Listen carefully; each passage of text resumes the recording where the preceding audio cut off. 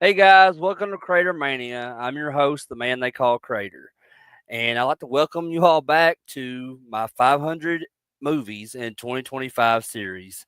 So for this episode, this will be movies number 236 through 237. So I'm just doing two movies tonight. This is a really quick one, um, and like Lucille Ball, I've got some splaining to do. So if you're watching this either live or if you're watching this on the replay, once this is posted, you'll probably see that this is posted on June 22nd, 2025. So last Sunday, which was exactly 1 week ago, was actual Father's Day, and it was when I was supposed to done the Father's Day special. But just some things came up last minute. I wasn't able to do the stream last week on actual Father's Day, so I was like, all right, I'll do it like on Tuesday or whatever. I didn't want to do it on Monday because Raw was on, and I didn't want to have to fool with that and everything right after wrestling went off. But I said, okay, I'll do it on Tuesday. Then Tuesday rolled around. I was like, I don't know. Something was going on. I don't know if I was just tired or I can't remember what it was. I can't remember exactly what happened on Tuesday. I was like, I don't feel like doing it tonight. I'll do it tomorrow. And it's like, if you watch SpongeBob, it's like that tomorrow for sure. That, that whole voiceover that they do on SpongeBob. It was just like that every day throughout the week. And I was like, what the fuck? I mean, like, I need to get on the ball. I need to finally put out this Father's Day special that I prepared. So I was like, all right, I'll do it, this Sunday, which is, it's a week out from actual Father's Day, but like, who cares, So I'm doing that today. So today is my Father's Day special. I will be talking about the first two Stepfather movies, which I absolutely love both of those movies. I've watched them many times over the past several years, um, and it's kind of continuing like this trend, I guess, because at the last time you watched this channel, the last video I did was the Friday the 13th and the Nightmare on Elm Street. Double franchise retrospective that I did on Friday the 13th. So, all those movies being slasher films, and then Stepfather 2 being slasher films, and then the next group of movies, and I'll get into that a little bit later on, but the first few in that next group that I'm going to be doing are some of my favorite slasher movies of all time. And like I said, I'll talk about that in just a little bit. But just before I get into tonight's show, like I said, this is the Father's Day special that I had planned for a week ago, but I just said I gotta go ahead and put this out, so I can get in preparation for my next set of movies I'm gonna be talking about in next Sundays. Or well, actually, it's gonna be two part. I'm gonna be doing the part one this coming Thursday, and then on Sunday will be part two. I promise. I'm not gonna get lazy on you guys again for after this, because I was really down on myself. I was like, why the fuck? I need to finally do this. I mean, it's just like this is gonna be a quick video because I'm just talking about two movies. But anyway, um, so before I get into those movies, I just you might see I might like a little bit like sweaty or anything or something like that, because we've been outside all day. We went to the lake, actually went fishing with the boys, and we stopped at a little diner on the way back, and it's just been I set up at the flea market today. I sold at the flea market and did pretty well there today for like the third week in June. So, but it's just been a blistering hot day. It's like 90 some degrees out there. I mean, torturous, but we've had a good day. And last Sunday we had a great Father's Day as well. We did just sit around. We did like we played games with the kids and just a lot of fun stuff. Had a really good dinner. I mean. Just a really good time. And I think that was another reason why like I didn't get to do this show last Sunday, is because it was I was just so worn out from it all and everything. um but yeah, so I guess I'll go ahead and jump into Night Show because, like I said, I wanted to make this really quick. Cause like, and just I'm also kind of tired from today too, just doing everything, going fishing and spending time with the family at the lake and all that. But but let's go ahead and jump into the first two Stepfather movies. So the first movie, of course, starring Terry O'Quinn. I mean, this movie is one of I think it's one of the best made slasher films from the 80s. It's not necessarily one of my top favorites, but I mean, I absolutely love this movie, and this is a movie that I always watch around this time every year, especially for Father's Day. And with this being a new channel and everything, just me starting off this year, I of course, had a lot of movies I could have chose from, surrounding fathers and father characters and all that. But I love these movies. I definitely had to talk about them. So let's go ahead and jump into the first one, The Stepfather from 1987. Now, this isn't just another horror movie from the 80s. It's I think this is a masterpiece when it comes to psychological tension. It has a very chilling character study, and frankly, I mean, I think one of the most underrated films of its era. It's and I've been a long time fan of this film. And it definitely holds a special place, in my heart. Mostly thanks to that performance, from Terry O'Quinn that is just, you know, absolutely magnetic and terrifying, and it really defines, that the entire film, you know. So and it's a really brilliant film, and just not to mention Jill Schoelen in it. I absolutely love Jill Schoelen in this, along with my favorite slasher movie of all time that she's in, Popcorn. So I thought she did, an absolutely killer job in this movie. And at its core, the Stepfather is just about, this kind of terrifying, fragility of this, just engineered perfection. Terry O'Quinn plays Jerry Blake, who's this man who isn't just, marrying this widow played, by Shelley Hack. Um, but he's becoming this, stepfather to her teenage daughter, Stephanie, who's played by Jill Schoelen. And he's trying to build like this perfect, idyllic family, just from scratch. And just the opening scene of this movie, which is just, I think, incredibly unforgettable, just shows him kind of calmly, washing this blood off himself, changing his appearance, and just leaving behind this brutally murdered, remnants of his previous attempt, at perfection. This former family whose failure to meet his like impossible standards, resulted just in their horrific deaths. And he literally just throws his old identity, into the sea, as he's moving off, and he starts fresh, moving to this new town, getting a new job as this real estate agent, and just finding this new unsuspecting family. And this movie, isn't, like the traditional slasher, though it has its moments where you can see that kind of that pattern that you would normally see in slasher films. But I still definitely consider it a slasher film. It's but more so, it's really like a psychological thriller. And I think that's it's where a lot of the genius lies in this film. Just the script, which was credited to Donald E. Westlake, which with other people that also contributed to the story, as well. But it's the script is just incredibly smart. It takes that basic premise, which is a killer hides in plain sight, and elevates it, by focusing on the why and the how, of his psychosis.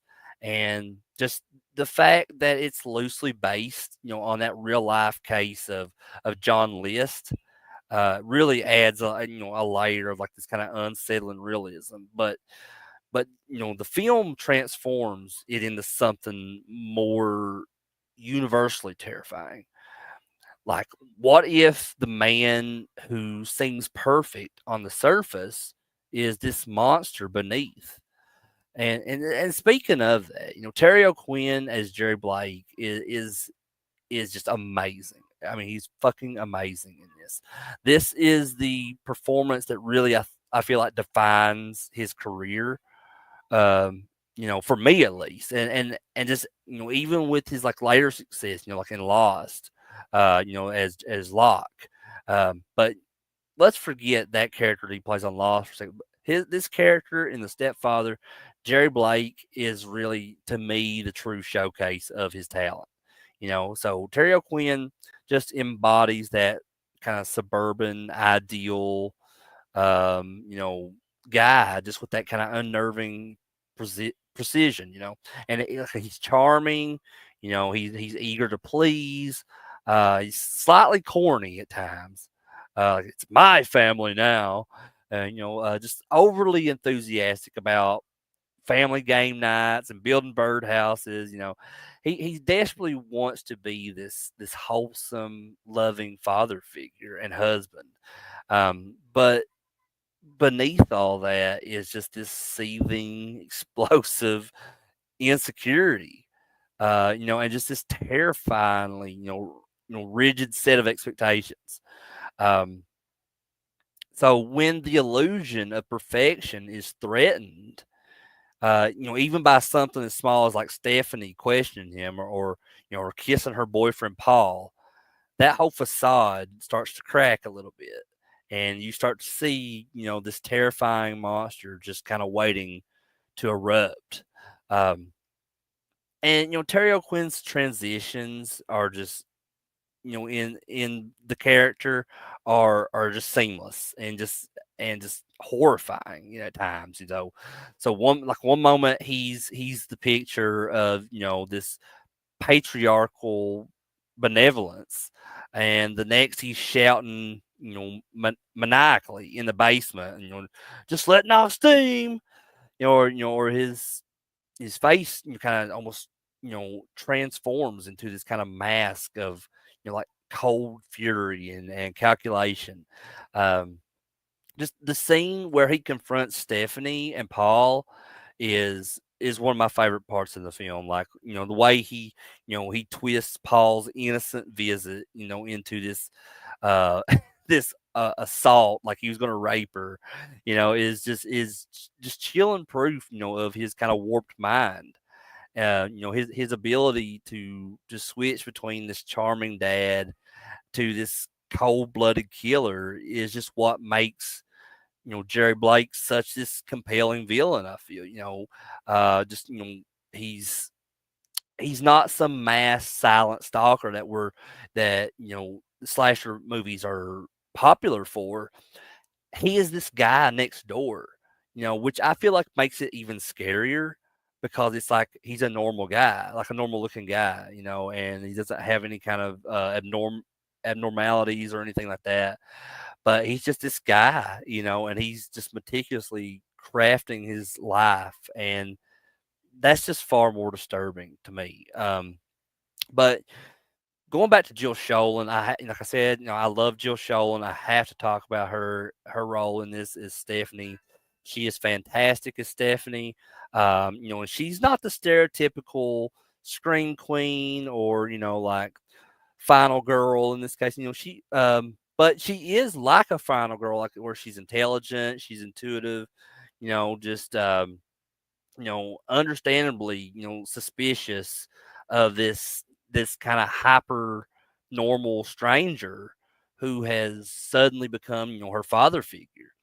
But her journey, from kind of passive skepticism to this active investigation that she does, just feels really earned and believable. She represents, the audience's perspective, slowly piecing together the truth that, the adults around her are too blind or unwilling to see. So, um, her strained dynamic with Susan, her mom, just who initially dismisses her fears, and adds it just all adds to that tension. And Shelley Hack, who plays Susan, she effectively portrays that kind of trusting, vulnerability that a predator like Jerry preys upon. Although the moment she finally understands, feels tragically delayed. Um, but the director here is Joseph Rubin, and just the direction by him I think, is also key to the film success. And sorry if you hear kids screaming in the background; they're all hyped up after coming from the lake, so I apologize for that. But anyway, like I said, Joseph Rubin, the director, is key to the film success. And he's known for like other thrillers like Sleeping with the Enemy, and later True Believer and Return to Paradise. And he just has this knack for building atmosphere and dread in these domestic settings. Here he uses the bright, sunny, like picture perfect suburban backdrop as this kind of deliberate contrast to the darkness lurking within that family home. Um, and just the film, it doesn't rely on jump scares, though. I mean, it kind of has a few well placed ones, but more on just kind of sustained suspense. You know that Jerry is dangerous, so like every interaction, every slightly off comment, every forced laugh, it all adds to that kind of knot in your stomach as the film goes on. Um, and you know, Joseph Rubin, he lets Terry O'Quinn take center stage, allowing his performance to kind of drive the terror, but he also stages the more violent scenes with this kind of shocking abruptness that is just highly effective. The deaths in the film, when they do come, they're brutal and sudden, and it just really reflects all that pathology, of Jerry Blake's character.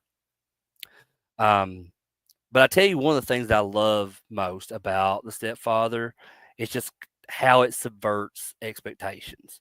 While it was released in the late '80s, which was a peak time, for slasher films that was filled with like mass killers and creative gore. The Stepfather just felt different. It had that body count potential, but its focus was squarely, like on the psyche of the killer and that psychological torment that was inflicted, on his potential victims.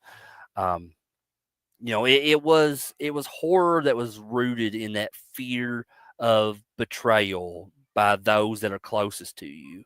And the idea that your safe haven could be built on this, like foundation of lies and murder.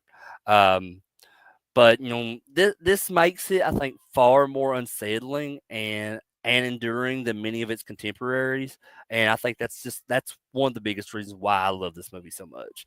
Um, and the film was, when it was released, it was well received, by critics too, which was really a testament to its quality. Because if you've heard me in the past on here, that I always say, fuck the critics, because they're always shitting on all these movies that I love that came out back in the day. But this is one of the rare moments where a movie, especially from the horror genre that I love, was well received by critics. And it really stood out amongst all these other horror films that were put out during this era. Um, and while it's $2.5 million box office, it wasn't massive. It clearly connected, with audiences who appreciated its unique blend of like psychological depth and just thriller, that all the pacing that that it has as a thriller film, just leading to its really well deserved cult following that it has nowadays. And just that whole legacy that it has built over the years is really interesting. It spawned two sequels, Stepfather 2 and Stepfather 3.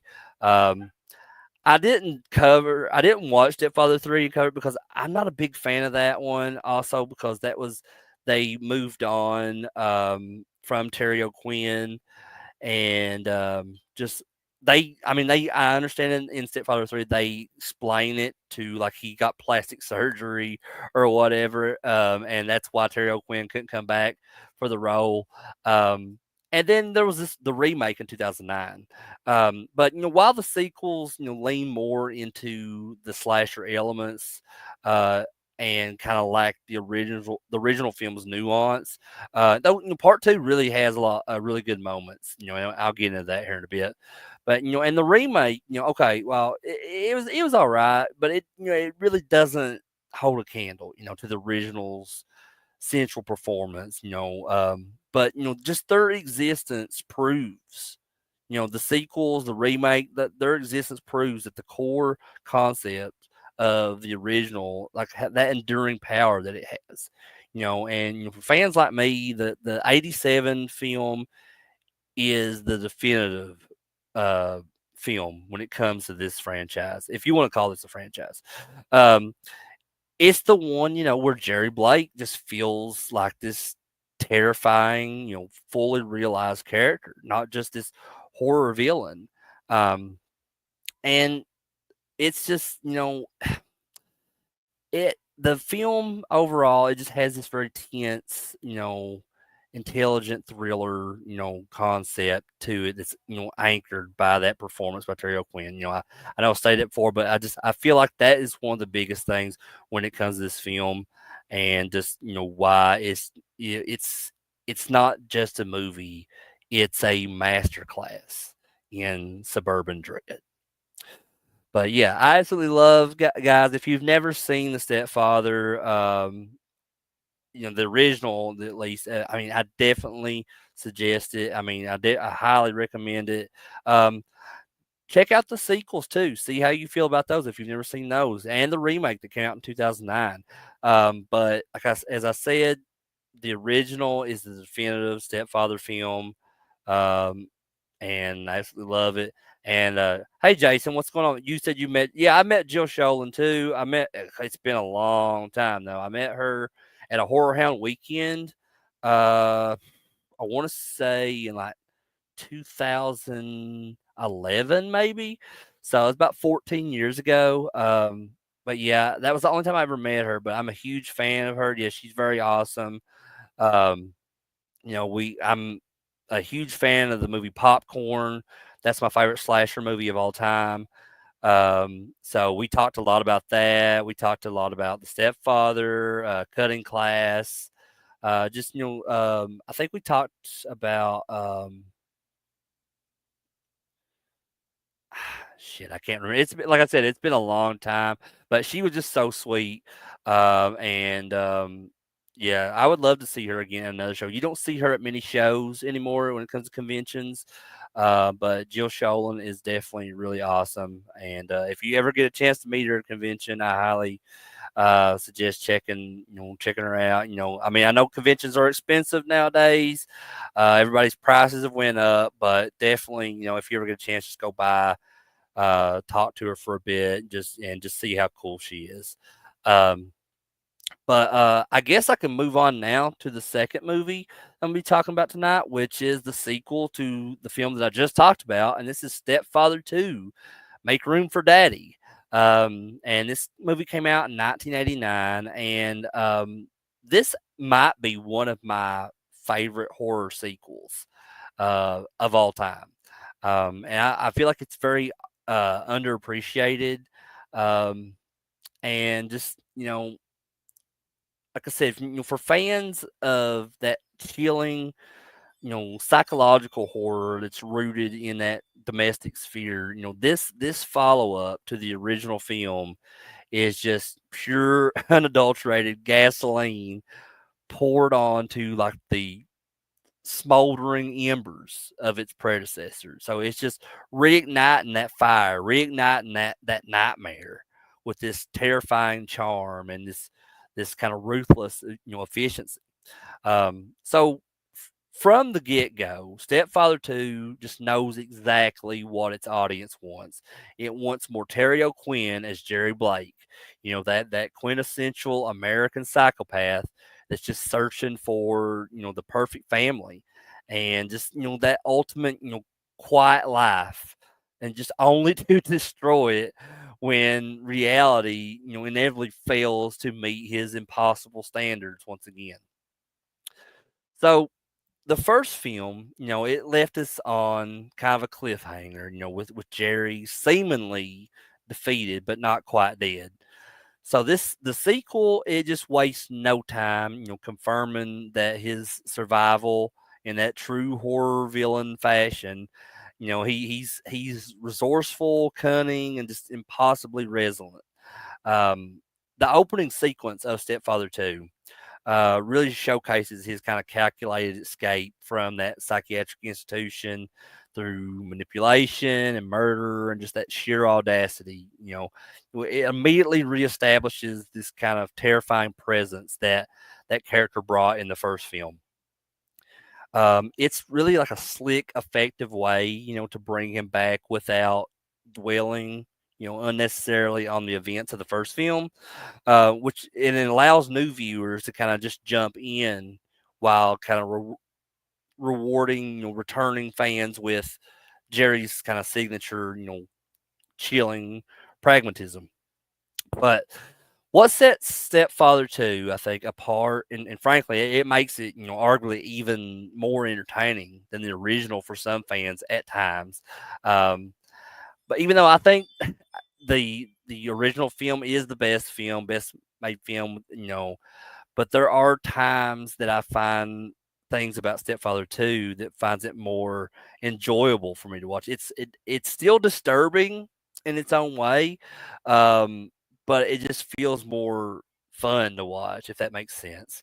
Um, and it leans into the Stepfather 2. It leans into that character of Jerry Blake himself. The first film was arguably more grounded, focusing on the daughter's perspective, uncovering the horror.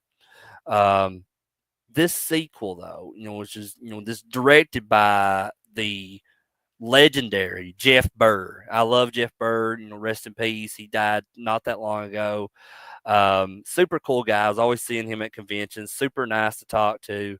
But he directed this one, and he was kind of one of those guys, those horror directors that was mostly known for directing sequels. Like he did this one, he did Pumpkinhead 2. Jeff Burr, well, while not a sequel, he did this movie called holy shit, I can't even think right now. It's got Vincent Price in it. It's anthology film, but for some reason I can't. I think one of the names for it is The Offspring, but it has like an alternate title, and I can't think of what that is right now. But anyway, like Jeff Burr, he just he really kind of had this knack, for kind of helming these really successful, controversial sequels. And another one he did, Leatherface, Texas Chainsaw 3. You know, but just with Jeff Burr, doing this, he puts Jerry, the character Jerry Blake, front and center. And we see, Jerry's process more clearly. The careful selection of his next target family.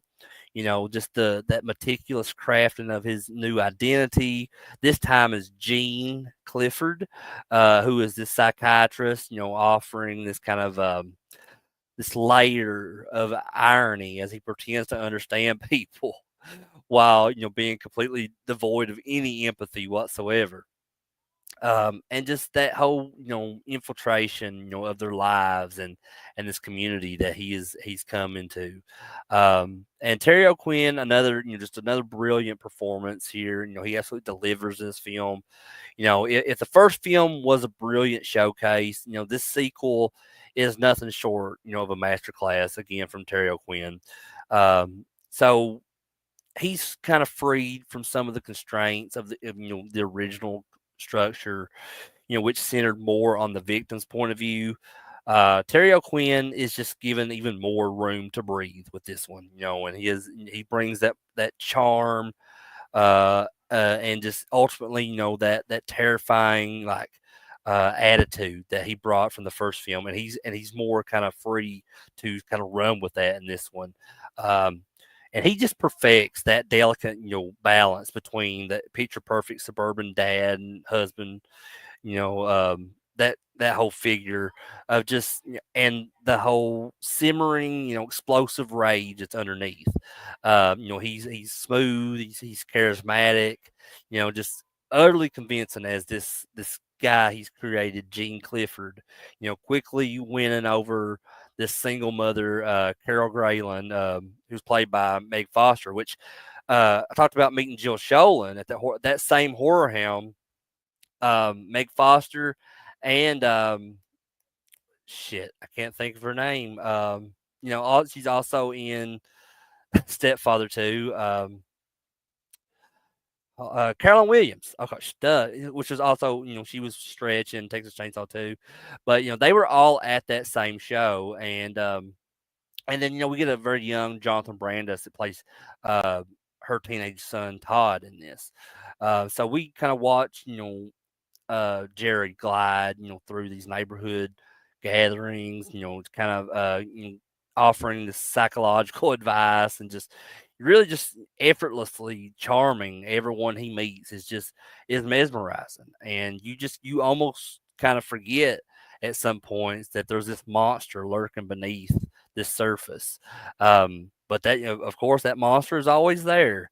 And Terrell Quinn, just like in the original, he lets those cracks show just a little bit, time and time again at the right moments.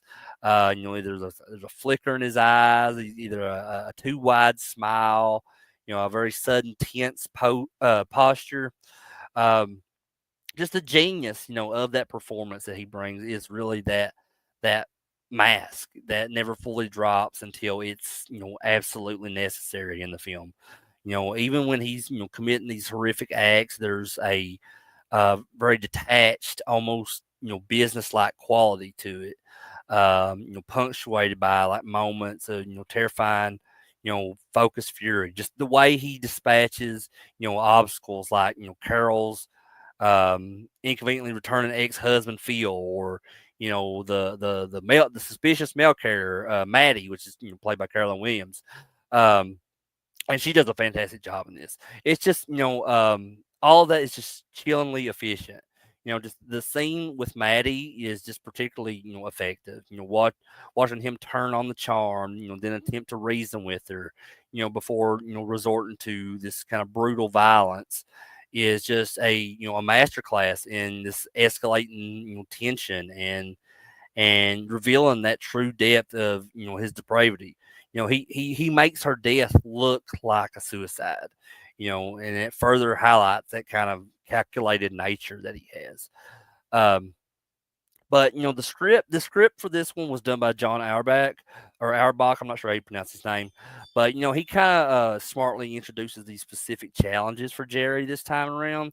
Like Phil's return, creates this kind of immediate conflict and forces Jerry's hand kind of early to take care of that situation.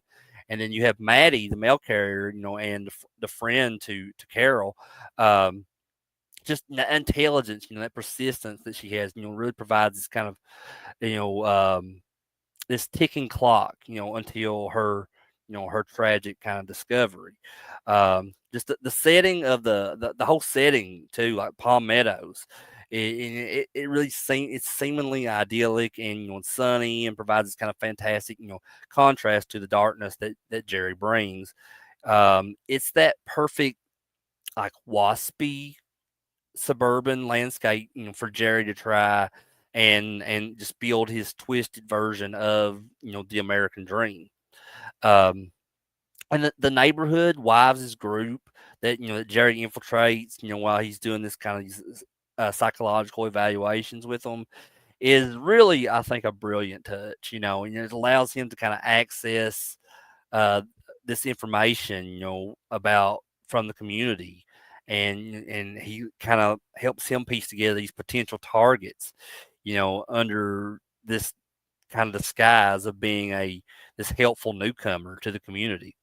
Um, and going back to Meg Foster, Meg Foster really brings a quiet strength to the character Carol. we feel her kind of yearning, for stability and love after she's went through this difficult divorce, which it makes her kind of susceptible to Jean's charms, and her relationship with her son Todd. It feels genuine, and Jonathan Brandis is engaging as that kind of typical teenager who's initially wary, but eventually kind of won over by that charismatic character of Gene or Gene. The so the whole family dynamic works because you actually want them to succeed, which makes Jerry's intrusion and that manipulation all the more horrifying here. Um, so and I have to say, even though I'm such a huge fan of Jill Schoelen and I love her portrayal of Stephanie in the original film, I think as far as like the family goes in these films, I enjoy the the interactions and the kind of connection that he's making with Meg Foster and Jonathan Brandis' characters in this one, and it feels like more like you know you're pulling for them more than what I mean. You're pulling for the family in the first film as well, but like you want you for me personally, I care more about the family that he's kind of intruding on in Stepfather 2. Um, but most importantly, the pace keeps moving with this movie, and it just builds that tension, effectively, and just Jeff Bird's direction. It might not be as overly stylish as the original, but he really understands the material. I think he like I said, he keeps that pace moving, builds all that, keeps building that tension, and just more important, I guess he stays focused, on Terry O'Quinn's performance. This film has a slightly pulpier, more direct feel than the original, um, which I think some critics kind of disliked about this. But I think for fans like myself, it really gives that more, energetic, almost exploitation tinged charm that feels perfectly, suited to this late 80s horror sequel. Um, it's not trying to reinvent the wheel or anything. It's given us a more of a thrilling, well executed, I think, variation on this, compelling villain concept. Um, and the climax in this film, I think, is everything that a fan could want. You know, that slow burn buildup of, Carol's suspicions, triggered by these small details like the whistling of Camptown races, which Jerry taught Todd earlier in the film.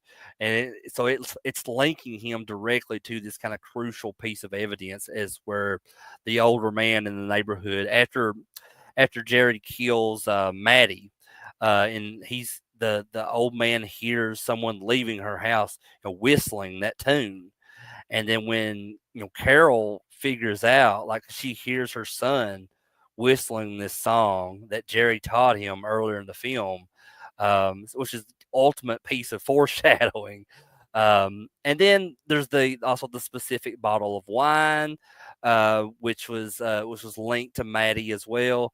It's all expertly handled here, and that whole confrontation between Jerry or Gene and Carol is just very visceral and impactful, leading to that kind of desperate fight for survival. And I love I love this battle between Carol and Jerry or Gene, whatever you want to call him, in the ending of this film.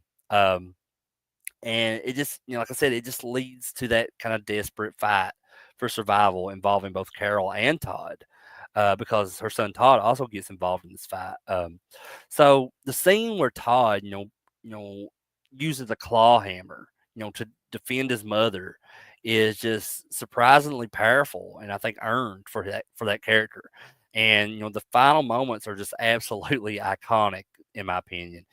Jerry getting back up, stumbling through the kind of shattered remnants of this wedding party, uttering till death before collapsing by this ruined cake. Now it's just the perfect, you know, and darkly comedic, um, you know, just part of the film that really, um, creates the testament, this whole reign of terror that that character has brought. This his latest reign of terror. It really solidifies his status as a true horror boogeyman. In my opinion, you can't keep a good or rather bad stepfather down. But just looking at the legacy that this film has brought, and just the impact from a fan's perspective, it's clear that this movie should be far more recognized than it often is. Firstly, it just cemented Terry O'Quinn as that definitive face of the stepfather character. His performance here is so captivating that he is Jerry Blake or Gene Clifford, whichever you want to call him. And secondly, it expanded that lore and just showed that chilling pattern, of Jerry's life. Highlighting his inability to break free from his cycle of seeking and destroying this perfect family. It proved just the concept had legs beyond the initial setup. And while Stepfather 3, would eventually follow with a different actor, Stepfather 2, I feel like is the true worthy successor. That continued the story and that character arc, that was established in the original. And yeah, it didn't make a fortune at the box office. Critics like shit on this one, even though I love this one. So again, fuck the critics. Who gives a shit what they think? But that's the mark, of many when it comes to beloved cult classics. It's a film that's appreciated by those who get it. Who just appreciate a well crafted villain. These tense domestic scenarios, and just a lead performance that elevates the material. For fans of the genre, Stepfather 2, I think, is a must watch. It for me, it's absolutely rewatchable time and time again. It's quotable in a kind of terrifying way, and just really delivers on the promise of its title. It's a dark, disturbing, and undeniably entertaining ride with one of horror's most, I think, deceptively charming monsters. Make room for Daddy indeed, and make room for this fantastic sequel in your horror collection. Or just, even if it's not part of your collection, seek it out somewhere online. Watch this movie if you've never seen it. I think it absolutely, deserves that attention at this point. Um, but guys, like I said, this is going to be a short one, and I guess that's it for tonight. Like I said, I apologize once again for the delay. I'm putting this video out for you guys. Like I said, this was supposed to be done a week ago, but I had to get this finally put out because, like I said, I do have plan on for the next set of videos I'll be doing. So part one will be this Thursday, part two will be on Sunday, and it's going to be summer camp week. So this week I'm going to be focusing on some of my favorite films, not just horror films, but just films in general, kind of based around summer camps. And like I said earlier in the video, if you were paying attention, I'm going to be continuing this whole little slasher thing I've been doing for the past couple of weeks, with the first three movies being one of my favorite slasher franchises of all time, and that's the Sleepaway Camp films 1 through 3. So I'm really excited to talk about those with you guys. And then I got a whole other mess of summer camp movies we'll be talking about. And like I said, part one will be on Thursday, part two will be on Sunday. So definitely, if you guys are interested in that, check it out. But I really enjoyed doing this video, talking about the Stepfather films, at least the first two. I hope you guys enjoyed it as much as I did doing it for you. So I just want to thank everyone who watched this live. I want to thank Jason Huffman for being here in the chat. I appreciate that, man. And just, anybody that's watching us on replay, I appreciate you guys too. And just thank you for just taking the time to let me talk about these movies with you guys. But if you enjoy these movies as much as I do, please drop me a comment below on what your favorite of these two is, or if you have another favorite in the Stepfather franchises. If you like Stepfather 3 or the remake, if one of those are your favorite, let me know. Tell me what you like most about these movies. And as always, if you like this video, please give it a thumbs up. I'd really appreciate that. And if you're new to the channel, please. just subscribe, hit that subscribe button, to catch more videos from me, like this one, and just the ones I got coming up later this week, the summer camp movies, and just click that bell for any future notifications as well. So if you want to be notified ahead of time, I think it's like 30 minutes or something ahead of time to let you know when I'm going to be doing a new video or a stream. But guys, with all that said, I'm Crater. This is CraterMania. I love you guys, and have a good night.